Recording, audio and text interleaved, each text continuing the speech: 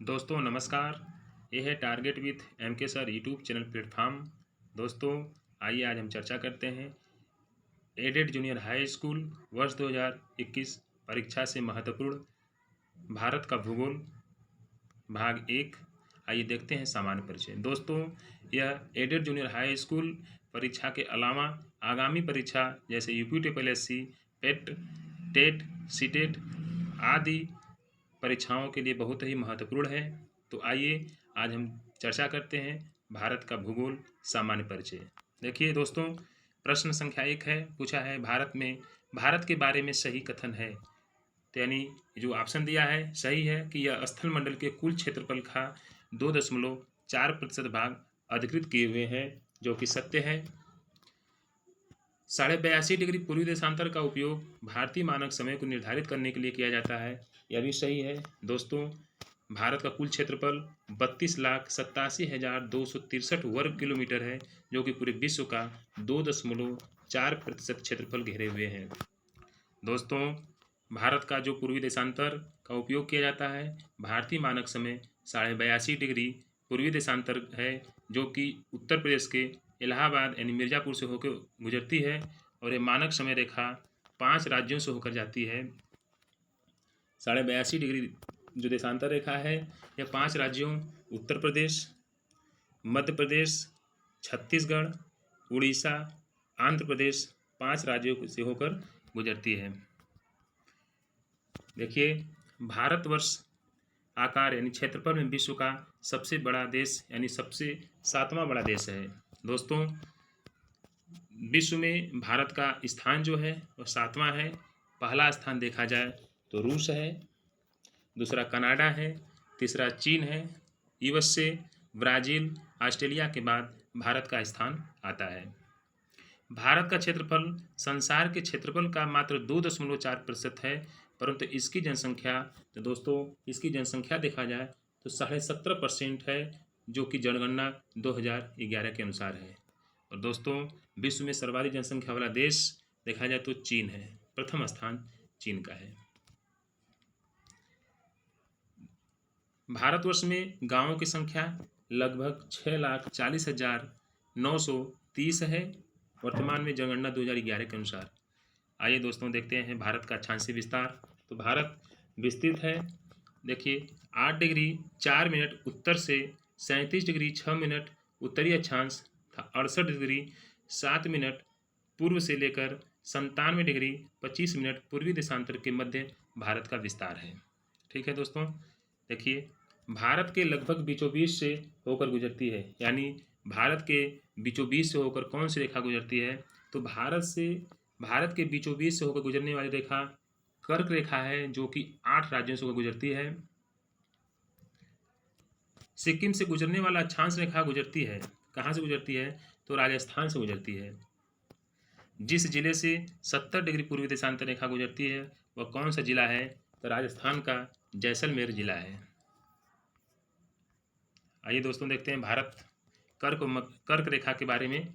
कर्क रेखा इन राज्यों से गुजरती है, तो अभी चर्चा की है कि कर्क रेखा भारत के 8 राज्यों से होकर गुजरती है। गुजरात, राजस्थान, मध्य प्रदेश, झारखंड, छत्तीसगढ़, पश्चिम बंगाल, त्रिपुरा, मिजोरम। भारत में कर्क रेखा गुजरती है, कितने राज्यों से गुजरती है, 8 राज्यों से गुजरती है। दोस्तों ये बहुत ही महत्वपूर्ण प्रश्न है, यह प्रश्न बार बार पूछा जाता है, इसलिए हम इसे स्टार दे रहे हैं। अगरतला, गांधीनगर, जबलपुर एवं उज्जैन में से कर्क रेखा से निकटतम दूरी पर स्थित है कौन सा नगर है, तो इसका उत्तर होगा गांधीनगर है, जो कर्क रेखा से सबसे नज़दीक स्थित है। दिल्ली, कोलकाता, जोधपुर तथा नागपुर शहरों में से कर्क रेखा के निकट कौन सा पड़ेगा, तो कोलकाता है कर्क रेखा के निकट। भारत के 2 लगभग बराबर भागों में विभाजित करने वाले अक्षांश रेखा, तो भारत को 2 बराबर भागों में बांटने वाली अक्षांश रेखा 23.5 डिग्री उत्तरी अक्षांश रेखा, जिसे हम कर्क रेखा के नाम से जानते हैं। अगला प्रश्न है, झारखंड, मणिपुर, मिजोरम तथा त्रिपुरा राज्यों में कर्क रेखा के उत्तर में स्थित कौन सा भारतीय राज्य है, तो दोस्तों इसका अध्ययन करने के लिए सबसे पहले आप मैप देखेंगे कि कर्क रेखा कितने राज्यों से गुजरती है, और कर्क रेखा के उत्तर और दक्षिण कौन से राज्य हैं? तो प्रश्न पूछा है कि झारखंड, मणिपुर, मिजोरम तथा त्रिपुरा राज्यों में से कर्क रेखा के उत्तर में स्थित भारतीय राज्य मणिपुर होगा। हैदराबाद, चेन्नई, भोपाल तथा दिल्ली शहरों में से जून माह में दिन की अधिकतम होगी कब होगा, कहाँ पर होगा? क्यों? दिल्ली में होगा दोस्तों। क्यों? क्योंकि कर्क रेखा भारत के मध्य से गुजरती है और कर्क रेखा के नज़दीक दिल्ली आपका है, इसलिए सर्वाधिक अधिकतम होगी दिन का माह। आइए देखते हैं मानक समय। जब भारतीय मानक समय के यामोत्तर पर अर्धरात्रि है, एक ही स्थान पर सुबह 6 बजता है, तो उस स्थान की अवस्थिति जिस यामोत्तर पर गुजरती है वह है 172 डिग्री 30 मिनट पूरब। गुजरात के सबसे पश्चिमी गांव और अरुणाचल प्रदेश के सबसे पूर्वी छोर पर स्थित वलांग के समय कितने घंटे का अंतर है? तो दोस्तों 2 घंटे का अंतर है। सत्य है औरंगाबाद का अक्षांश बड़ोदरा और पुणे के अक्षांशों के बीच है। चेन्नई की तुलना में बेंगलुरु की अवस्थिति अधिक दक्षिणवर्ती है। अगला प्रश्न है, रीवा, सागर, उज्जैन तथा होशंगाबाद शहरों में से भारतीय मानक समय यानी IST देशांतर का निकटतम शहर कौन सा है? तो रीवा है। भारतीय मानक समय के अनुसार पूर्वाह्न के 10 बजे हैं, तो 92 डिग्री पूर्वी देशांतर पर शिलांग का स्थानीय समय क्या होगा? तो दोस्तों इसका उत्तर होगा 10 डिग्री यानी कि 38 मिनट पूर्वाह्न होगा, 10:30, 10:38। यदि भारतीय मानक समय या अमृतसर पर मध्याह्न के 120 डिग्री पूर्वी देशांतर पर है स्थानीय समय है, तो इसका होगा 2:30।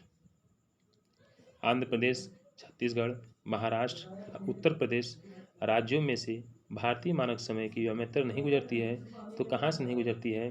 तो आपका उत्तर होगा महाराष्ट्र से नहीं गुजरती है। भारतीय मानक समय की देशांतर रेखा 82.5 डिग्री गुजरती है, कहाँ से गुजरती है? तो इलाहाबाद से गुजरती है, वर्तमान में प्रयागराज से। भारत की प्रमाणिक मध्याह्न रेखा कहलाती है। दोस्तों बहुत ही महत्वपूर्ण प्रश्न है। तो भारत की प्रमाणिक मध्याह्न रेखा 82.5 डिग्री पूर्वी देशांतर रेखा कहलाती है। भारत का मानक समय IST का ग्रीनविच माध्य समय GMT में कितना अंतर पाया जाता है? तो इसका उत्तर होगा 5.5 डिग्री, माफ़ करिएगा, 5.5 घंटे का अंतर पाया जाता है। यदि अरुणाचल प्रदेश में तीरप में सूर्योदय 5 बजे है, तो गुजरात में कांडला में सूर्योदय का लगभग 2 घंटे का अंतर होता है, यानी 7 बजे का।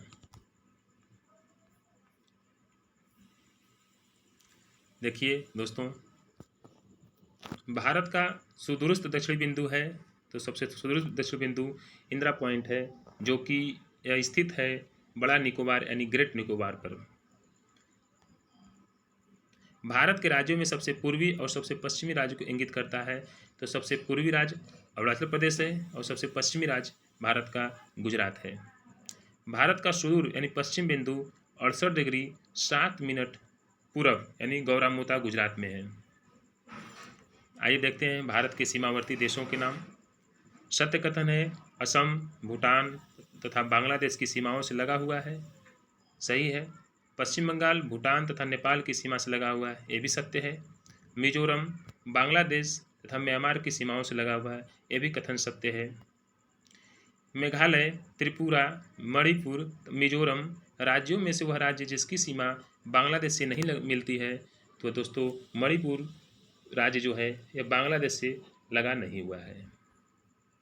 बांग्लादेश की सीमा से लगे भारत के राज्य हैं तो मेघालय, असम, पश्चिम बंगाल, त्रिपुरा एवं मिजोरम है, जो कि बांग्लादेश की सीमा को साझा करते हैं। सिक्किम, मेघालय, अरुणाचल प्रदेश, पश्चिम बंगाल राज्यों में से भूटान के साथ सीमा नहीं मिलती है, तो मेघालय की सीमा भूटान से नहीं मिलती है, बाकी सबकी सीमा मिलती है, यानी सिक्किम, अरुणाचल प्रदेश, पश्चिम बंगाल राज्यों की सीमा मिलती है भूटान से। वह भारतीय राज्य जिसकी अधिकतम सीमा म्यांमार से स्पर्श करती है। दोस्तों ये प्रश्न बहुत बार पूछा गया है, इसे हम स्टार दे रहे हैं कि कौन सी भारतीय राज्य की सीमा है जो अरुणाचल प्रदेश सबसे अधिक स्पर्श करती है, तो अरुणाचल प्रदेश है जो कि म्यांमार से सीमा से स्पर्श करती है। म्यांमार से उभयनिष्ठ सीमा नहीं है, म्यांमार से उभयनिष्ठ सीमा नहीं है असम की।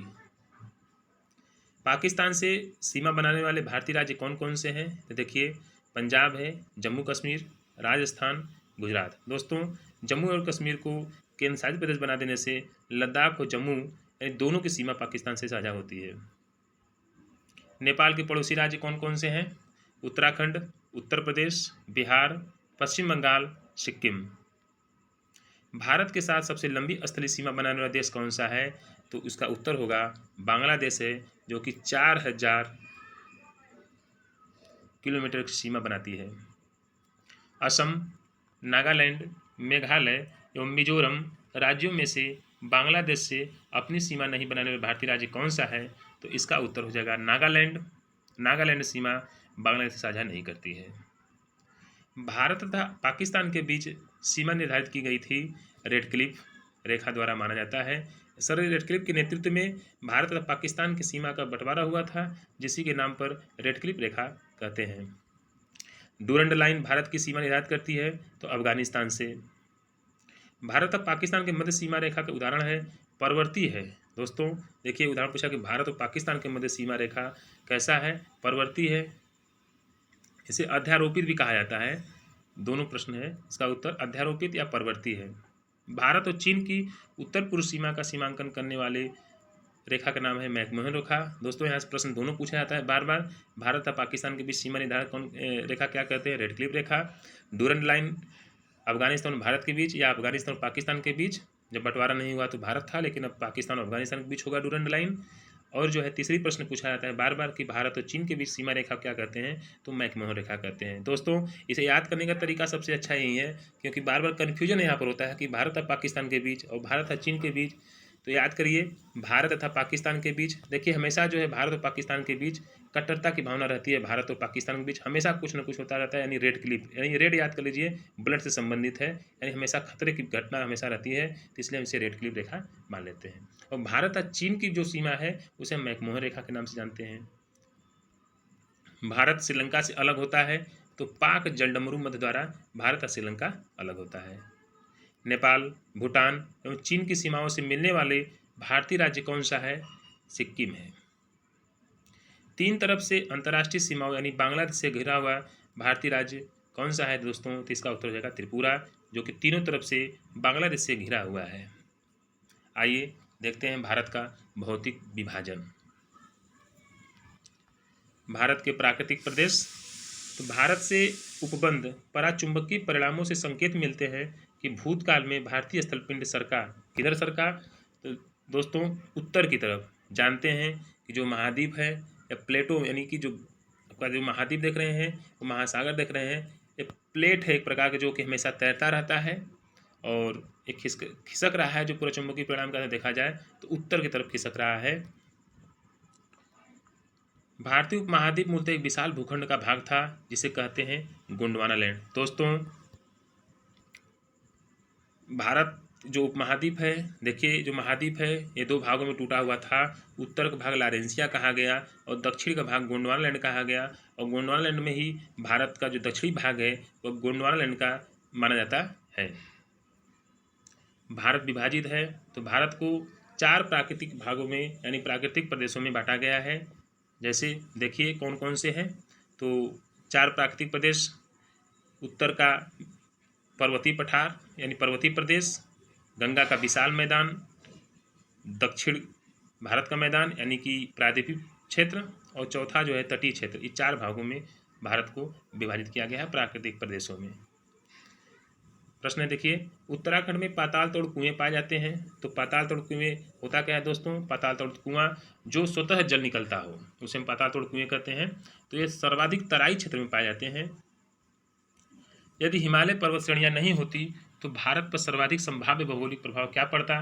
दोस्तों भारत के लिए हिमालय बहुत ही महत्वपूर्ण है, जो कि देखिए अगर नहीं होता तो क्या होता? देश के अधिकांश भाग में साइबेरिया से आने वाली शीतलहरों का अनुभव होता। सिंधु गंगा मैदान इतनी सुविस्तृत और जलोढ़ मैदान से वंचित हो जाता और मानसून का प्रतिरूप वर्तमान प्रतिरूप से भिन्न होता। भारत में भू आकारों की रचना के संबंध सही है। तो देखिए संरचनात्मक दृष्टि से मेघालय का पठार ही विस्तारित भाग है। कश्मीर घाटी की रचना एक समभूमिति से हुई है। गंगा मैदान की रचना एक अग्रगर्त से हुई है। भारत के पश्चिमी समुद्र तट का निर्माण हुआ है। जो भारत का जो पश्चिमी तट है, जो इसका निर्माण हुआ है, यह भूमि के उत्थान एवं निर्गमन के कारण हुआ है। देखिए दोस्तों, सही सुमेलित है। दक्कन ट्रेप यह क्रेटेशियस युग में हुआ। पश्चिमी घाट का निर्माण उत्तर नूतन काल में। अरावली का प्रीकैम्ब्रियन। नर्मदा ताप्ती अत्यंत नूतन काल। फिर जलोढ़ निक्षेप। केरल का कुट्टानाड यानी कुट्टानाडु प्रसिद्ध है किस लिए? तो इसका उत्तर होगा भारत में न्यूनतम ऊंचाई वाले क्षेत्र के रूप में जाना जाता है। इसे केरल का धान कटोरा भी कहते हैं। FAO द्वारा इसे वैश्विक महत्वपूर्ण की कृषि विरासत प्रणाली घोषित किया गया है। दोस्तों देखिए, उत्तर का पर्वतीय प्रदेश जो कि प्राकृतिक प्रदेशों में बांटा गया है, तो उत्तर का पर्वतीय प्रदेश देखा जाए तो हिमालय से निकलने वाली सभी नदियाँ सतत वाहिनी होती हैं। बिल्कुल सत्य बात है। हिमालय अपनी वर्षा का अधिकांश दक्षिण पश्चिम मानसून से प्राप्त करता है। दोस्तों ये भी सही है, लेकिन दोनों को व्याख्या नहीं कर रहा है। दोस्तों हिमालय से निकलने वाली सभी नदियाँ सतत वाहिनी है। क्यों? क्योंकि हिमालय का पर्वत ऊंचाई पर है, जिससे बर्फ से आच्छादित रहता है और बर्फ पिघलते रहते हैं और नदियाँ में जल हमेशा सतत यानी 12 माह हमेशा जल बहता रहता है। और हिमालय अपनी वर्षा का अधिकांश दक्षिण पश्चिम मानसून से प्राप्त करता है। ये भी सत्य कथन है, लेकिन दोनों की व्याख्या सही तरीके से नहीं कर रहा है। देखिए अगला है, हिमालय से निकलने वाली नदियाँ सतत वाहिनी होती हैं। जी बिल्कुल सही है। हिमालय नदियों का उद्गम स्रोत हिमानियों में स्थित है। दोनों सत्य है और दोनों की पुष्टि भी कर रहा है। हिमालय की रचना समांतर वलय श्रेणियों से हुई है, जिसमें से प्राचीनतम श्रेणी है बृहत हिमालय। दोस्तों हिमालय की रचना जब हुई तो ये अभी 3 भागों में हुआ।